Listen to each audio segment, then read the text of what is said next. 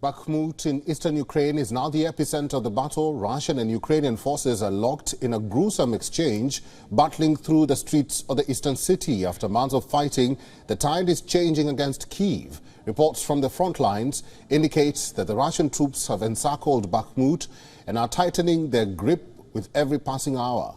The Wagner Group is leading the fight for Russia here, and it issued a warning to Kyiv, asking Ukrainians to abandon the city.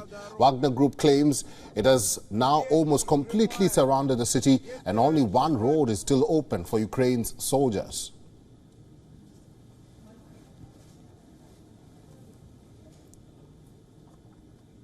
The city's capture would have mostly symbolic value for Kremlin. However, despite the overwhelming odds, the Ukrainians are digging in deep.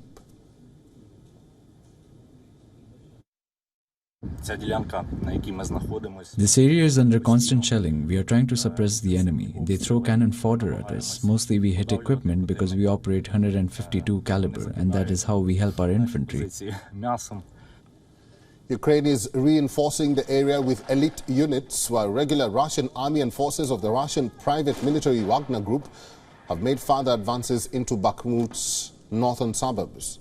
On Saturday, Russian Defense Minister Sergei Shoigu carried out an inspection of the front line in eastern Ukraine. Shoigu handed out awards to servicemen and women. Moscow says the defense minister was in southern Donetsk region without specifying the exact place or even time.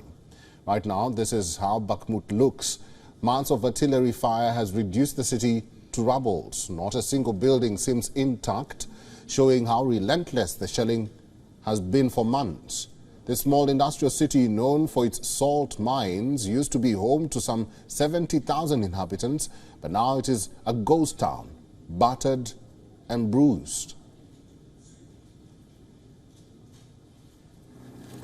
The fighting has forced most of its residents to flee. Those remaining were forced to hide in basements, only venturing out for essential food and fuel.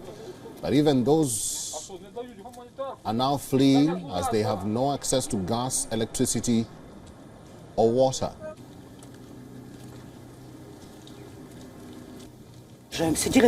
We are leaving. We remained until the very last. We wanted to stay. But how can we? Our neighbors' flat has now been destroyed. It is time to go.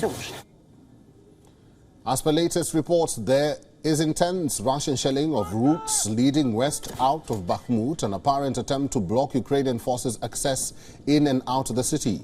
Ukrainian soldiers are working to repair damaged roads, and more troops are rushing towards the front line in a sign that Ukraine was not yet ready to give up the city.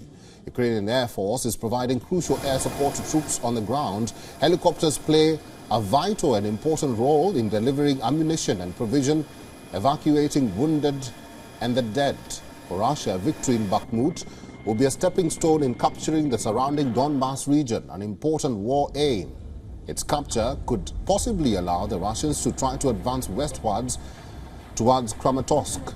But that city was well defended during the previous attack. This time, however, a retreat by Kyiv could well be on the cards.